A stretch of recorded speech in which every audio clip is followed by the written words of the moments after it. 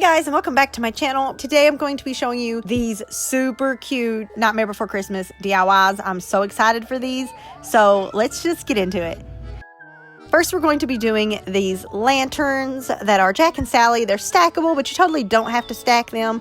I put little LED candles in them to make them kind of flicker and look really cool, and these just turned out so cute, and they're actually pretty easy. So first thing I got was these two little bubble bowls, or like the fish bowl looking vases. I got these at the Dollar Tree for $1.25 each. We're going to spray paint both of these white. I like to use Rust-Oleum, the Ultra Matte 2X. Use whatever spray paint you want. I am spray painting them white, even though Sally is going to be blue, but the white's going to make it so I don't have to paint it so much with the blue. So before I get into painting Sally, I am going to go ahead and measure and see how big I want my faces to be, because I'm just going to cut some little faces out on my Cricut to go on these, but you could totally hand paint them if you want. So this is going to be our Sally. So I have this blue cotton acrylic paint. I got at Walmart for like, I don't know, 50 cents. And I'm just going to roughly paint Sally on. I'm trying not to get it too opaque. I want it to kind of be streaky and see-through, because you want to see the little flickering of the little LED light inside. And also, Sally's not like perfect. She's got stitches. She's not perfect. So I think it goes for the Tim Burton aesthetic to kind of leave it kind of streaky looking. So yeah, I'm just going to kind of leave it where it's just a little bit see-through, a little bit translucent, not fully opaque. You want it to not be perfect. I'm going to carefully drop that down and let that dry. Now that this is dry, we have our Jack and we have our Sally. And now it's time to add the faces, guys. This is like a super easy project. Come on. I got these faces on the internet. You can find some graphics on Etsy. You can even probably find some on Google. And I just cut these out with my Cricut. If you don't have a Cricut, you could totally hand paint these. You do not have to use a Cricut. I hand paint stuff all the time. I just thought a Cricut would make this easier for me at the time. So I'm just going to use some transfer tape, and I'm going to use these to transfer these faces onto my little bulb globes. Now, because this is a round surface, I'm not going to press the whole thing down at one time. I'm going to do like half the image, and then I'm going to do the other half. So I started with Jack's eyes, because again, the curved surface was going to mess me all up. Once I put Jack's eyes on, I removed the transfer tape. I pressed it down real good, because on round surfaces, it's hard to get a good press on there when you're using, transfer tape. So then I went in after I got his eyes done, and I added his mouth. And I added his mouth just using the same process, just pressing it on. And that's all you have to do, and you have awesome Jack. So now it's time for Sally. She's a little more complicated because she has her white eyes and her red mouth. So I did her in layers. So the first thing I'm going to do is start with her eyes, and I need the black outline to be the very top layer on top of the white. So I put that on my transfer tape first, and then I went in on top of the little white section for her eyes, and I layered them on my transfer tape. So as you can see, we have the eyes layered with the black and the white underneath. And now I'm just going to place this onto my little bubble vase thing where Sally's eyes go.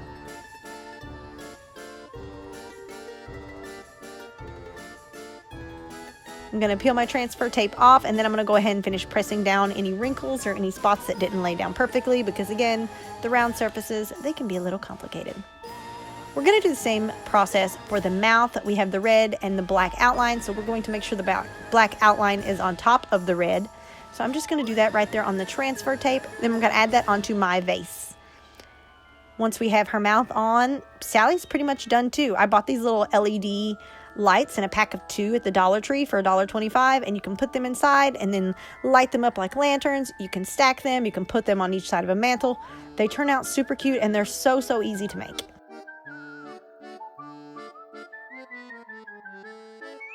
Next, we have the easiest project by far. This is just a little Jack Skellington candy bowl. You can use this for candy. You can use it for fruit. Heck, you can use it for snack cakes on top of your fridge. I have this little bowl here. I chose to get my bowl from the Family Dollar because it was only $1 there. And I'm going to spray paint my bowl white. Once we get our bowl spray painted white, it's ready for Jack's face. So we're first going to measure how big we want Jack's face to be, so we know how big to cut it out on our Cricut.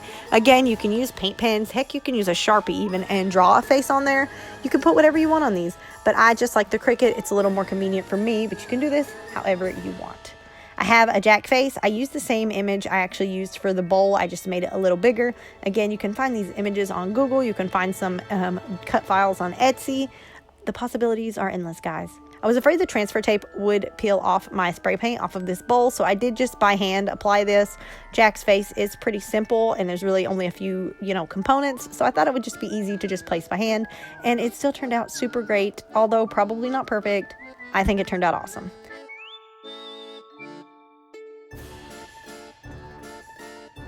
So here you can see I'm just using my little weeding tool to place the pieces.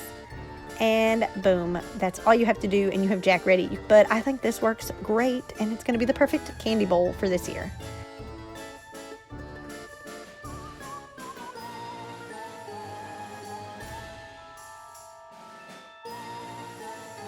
The final project, the one I'm most excited about, I worked very hard on this. I was so excited about this idea when it hit me. And this is just a lit up display of the Nightmare Before Christmas scene with the mountain and Jack and Sally. And I just think it turned out so cute. So I'm going to show you exactly how I did it. We're going to start with our backboard. I bought this at the Dollar Tree for $1.25. It's just like a little fall hanging sign. And we're just going to use this as our backdrop for our Jack and Sally display. I'm going to remove the string first thing because it's not going to hang up. So we don't need that anymore. And I'm going to use just a little bit of spackle. I got this kind that turns white when it's dry. It's my favorite because I know when it's fully dried. I just use a cheap little throwaway plastic knife, and I just spackled up the little holes where the string goes, so that way we have a smooth backdrop for this lit up display. While that's drying, I have these paint stir sticks I got for like $1 for a pack of 3 at Walmart. They are 5-gallon paint stir sticks, so they are very large, and we're only going to use one of these for this project, but I just wanted this to be mostly made of wood, so it's a very sturdy display. So now I'm going to take our backer here. This is our backdrop wood, and I'm going to lay it in front of this so I can measure and see how long I need the bottom of this display to be, and I'm just going to mark it with a pen. I'm going to cut this with my jigsaw. There's many ways you can cut this because it is just a flimsy little paint stirrer, so it's not like super sturdy, but a jigsaw was just easiest for me. I cut it, and then I just took a little piece of sandpaper and I sanded that end to get rid of any rough edges. So now we have our wood cut. We have our backing board drying, and this is how our display is already starting to kind of come together. You can see here how it's going to sit up. Guys, I randomly thought of this idea, and I just thought it was going to be so stinking cute. I have some sandpaper here. I'm going to sand at the spackle that I put on the holes because you want this to be a smooth backdrop. We don't want no lumps and bumps. And I'm also going to sand away at the glitter words on this sign. Because they are glitter, they would stick out. So I sanded them so it is a perfectly smooth wood board. I'm now going to spray paint this white. It doesn't have to be a perfect coat. It's just kind of to basically cover up the most of the stuff there. It doesn't have to be perfect because we're going to paint over it anyways. I just thought it would be easier to paint over a mostly white surface. I am going to measure just to get a rough idea of about how big I want my mountain to be. I ended up kind of eyeballing it, but I did want at least a sort of rough idea. Now for the mountain, you can totally print just a picture of the mountain and cut it out. I don't know why, but I just decided to sketch it out. So I just took a little piece of paper and kind of drew out a rough drawing of what I want my mountain to look like. I think after I made it, I decided it wasn't quite big enough. So I am probably going to raise it about 1 inch, which you will notice later it is a little bigger. So now I'm just going to cut my mountain out here that I drew. Again, you could totally print this out. It would probably be easier just to print a picture of this off of Google. But I figured it didn't need to be perfect because in the Tim Burton movies, everything's kind of, imperfect, which is what makes it so awesome. So here's a look at what the mountain's going to look like on my backdrop. Again, I'm probably going to raise it some, but I think it's going to turn out super cool. So now we're going to start on the painting of the backdrop. I do jump around projects a lot, guys. Sorry about that. I'm always all over the place. So I decided to start with a big yellow moon. And the reason I'm doing it yellow is I want it to be a yellowish tinged moon. So I decided I would paint a base of yellow and then go back over it with a thin coat of white. So that's what I did. So I've painted a big yellow moon. This was the only color yellow I had on hand at the time. So that's just what I used. So as you can see, I decided to make my moon just a little bit bigger and take up pretty much most of the backdrop. I'm just winging this. I'm not a professional painter, guys. I don't know how to paint. I just was winging it. These don't have to be perfect. That's the beauty of the Tim Burton thing. So just kind of wing it. I took some purple. This is Velvet Crush. They didn't have the kind of deep purple I wanted at the time at Walmart, but I got this because it's still going to work. And so I'm kind of just roughly painting this around the moon. I kind of wanted the black to almost have a purple tinge when it gets to the moon. So I'm going to do a base coat of purple here that also does not have to be perfect, that I'm going to eventually paint over with black, just so it has a little bit of a blackish, purplish look to it. I don't know why I associate purple with Nightmare Before Christmas, but I do. So now I'm taking my black and I'm going to paint all of the places that are white in the black to be like, you know, the background. And I'm also going to go over the purple section, but over the purple section, I'm going to be painting a very light, strokey looking brushes. So I'm going to use like a very light hand and try to make it look streaky, so that way you can kind of see the purple shining through and it makes it look more paintish and more Tim Burton-ish, if that makes sense, guys. You could totally paint this how you want. I was just winging it. I had no clue what I was doing. I did want it to look painty and streaky and that Nightmare Before Christmas vibe, so I just kind of was real streaky about my paint and like making sure you could see the yellow showing through and the purple showing through on the black. And so that's it. That's how I did my painting. Again, you can make this painting however you want. You could even print out a background and stick it to it if you wanted to. So now we're going to make our mountain. I have this foam board. You can get foam board pretty cheap at Walmart or even the Dollar General. And I have my little mountain cut out here, and I'm going to use an X-Acto knife, and I'm going to cut this mountain out of foam board so we have our own little like freestanding mountain. So I'm going to take a pen first, and I'm going to trace out my sketch. The reason I didn't sketch it straight onto the foam board is because I didn't actually know yet if my sketch was even going to work out, so I didn't want to like ruin foam board by drawing on it. Foam board isn't quite as cheap as paper, so once I realized that it worked out, I just traced it on there. And as you can see here, here's my little mountain traced on my foam board. Now I'm going to take my X-Acto knife and I'm just going to cut it out. Again, it doesn't have to be perfect. I had some spots that were kind of jaggedy and not straight and not beautiful curved, but again, that's just the beauty of the Nightmare Before Christmas, is that you can get away with those little imperfections and it kind of just goes with the piece. So here I am just cutting out my mountain very carefully. If you're using an X-Acto knife, please be careful, especially in that little swirl. It can be a little hard, a little complicated to cut out. So just be sure that you're being extremely careful when you are using these blades.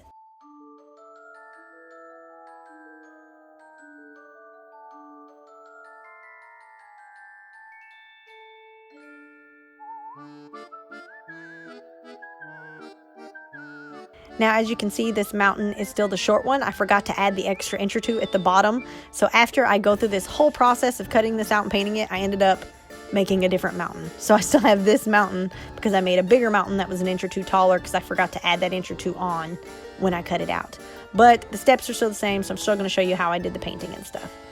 So now I have my little paint stir stick that I cut, and I have my mountain, and we're just going to paint these with some black paint because, you know, Nightmare Before Christmas is kind of a dark movie. There's lots of black, there's lots of darkness. We want this to be black. This is we're setting a scene, and we want this scene to fit the theme. So we're going to paint both the stick and the mountain black. I am just painting the stick black on like the top and the sides, but the mountain I'm going to paint both sides black, and I'm also going to paint the edges black because, you know, that's going to be the main piece, and I want that to just, you know, be fully covered.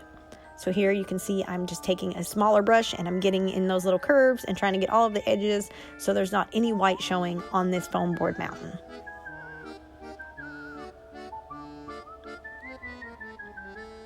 Now we have our backer here. Look how beautiful our backdrop is. It looks awesome. And we have our little bottom wood piece that is actually the paint stir stick that we painted. We're going to attach these together now. So I used wood glue at first because I assumed this is a wood sign and a wood stir stick and wood glue would hold best. And I was just going to use some hot glue to kind of hold it just in place until the wood glue dried. But the wood glue just did not stick. I don't know if it's because of the paint I had on that board, but the wood glue just did not hold for me. I ended up having to go back, which I didn't record, but you get the general idea of how to construct it. I went back, I added a lot of hot glue, and I ended up mostly gluing it with hot glue and not even fooling with the wood glue again. So my suggestion is skip the wood glue, just go straight for the hot glue. The wood glue doesn't hold very well for this. Here you can see I have it glued together. We have the bottom, we have the back. This is how it will stand, but it's not exactly the most sturdy because of that wood board. So I did decide to just take some Jenga blocks. You can buy Jenga blocks at the Dollar Tree. You can buy them at Dollar General, at Walmart. I just took some Jenga blocks and I'm gonna glue them to the back here so that way they like hold it up like a stand. So I'm gonna use 2 Jenga blocks on the back here, and I'm also gonna use another Jenga block here in a minute to hold up my mountain. So again, I'm just adding some hot glue to the side of these blocks. Because this is the back of the drop, I'm not really super worried about what it looks like, so I didn't paint these or anything. I just glued them on as is, because this is just the back of the display that you're not even going to see anyways. So here we go. We have our little stands for our display, and now it stands up perfectly for us, and we don't have to worry about it tipping over. You can see the little glue where I had to go back in and reinforce with hot glue, so I am going to take some black paint, and I'm going to paint over that, got to set the scene. And the imperfections of the little bumpiness of the glue doesn't bother me a bit. I think it still turned out super awesome. And most of this is going to be covered by the mountain anyways. You're not even going to see most of it. Once I have that painted black, it's time to add our mountain. As you can see, this is the taller mountain that I redid. I added a couple inches to the bottom of it, and I think it turned out way better. I'm going to just attach this using hot glue, but first I have this Jenga block that I did paint black. The reason I painted this one is in case you do see it. I didn't want it to, be a big sore thumb in the middle of the project. So I did paint it black just in case, but I don't really think it's completely necessary. So I'm just going to add a little bit of hot glue to the bottom of my mountain here, and I'm going to put it at the front end of the stir stick. So there should be the whole width of the stir stick between the mountain and the backdrop. And that's where we're going to put some lights, and we're going to put our Jenga block to help stabilize the mountain. You see here it's on the front of the stir stick, and we've got the backdrop on the back of the stir stick. So now I'm going to take this Jenga block, and this is just for a little extra security, a little extra stability for our mountain. I'm just going to add a little bit of hot glue to the back of it and to the bottom of it, and I'm going to press it in between the mountain and the backdrop up against the mountain, if that makes sense. You'll see here in a sec. You see I'm back there propping it up. It's kind of just going to prop up the mountain the same way the Jenga blocks are propping up the backdrop. So now that we have our beautiful mountain here and our beautiful scene set, it's time to decorate. I have these LED lights. Again, I went with purple. All my Dollar Tree had was purple and orange, and I thought purple went with the theme best for the Nightmare Before Christmas, and I was doing the purple around the moon anyways. So I did get these at the Dollar Tree for $1.25. I'm going to set the box in so that the switch is right there on the edge where you can reach it without having to take anything apart. And I'm just going to tape these lights to the back of my mountain. Now listen, you can totally glue these lights. I'm kind of wishing I did hot glue the lights. It'll make them more stabilized. I just tape them in case I ever decide to change them out or take them off, or if I decide I don't want the lights. I wasn't sure at the time when I was making this if I wanted to keep the lights and if I was going to like the purple lights. Hindsight, I would totally just glue the lights in. But for the sake of this and me not sure if I was going to like it or not, I did just tape them in to start. So I'm just using Scotch tape, and I'm just taping the lights down all over the place on the back of the mountain, because I want the lights to illuminate between the mountain and the moon. Here you can see the lights in between the backdrop and the mountain, and I just thought it'd give it a little something extra and a little more dimension, and it made it a light up display. That's just so fun. And right here's the little switch where you can turn it on and off, so you don't have to take the whole thing apart or anything to turn it on and off. There's what it looks like lit up with the lights off, and it is so cool. So now we have these Nightmare Before Christmas buttons. I got this in the sewing section at Walmart. They're about $5 a pack. We're only going to use 3 out of 5 buttons, but they turned out so perfect. This is what really makes this, I think, is adding the Jack and Sally. So I just left the little button things on because I decided to use that to hold them on the top of the mountain. I added a little bit of hot glue to the back of their legs, starting at the little button ring down, and then I just attached that onto the mountain, and then I held it there just until the glue dries. Hot glue dries pretty quickly, so you really don't have to wait long. Here I am with Sally. You can see the little buttonhole thing. I just left it there, and the buttonhole is just sitting right on top of the mountain. And there I'm adding a little hot glue, and now I'm just adding Sally next to Jack because they're hanging out up on that little mountain thing.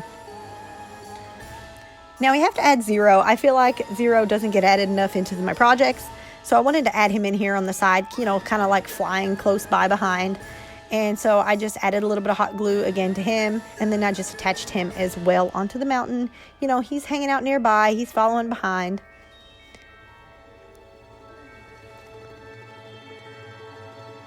Now I feel like this little area here is just looking a little empty. It needs a little love. It needs a little something.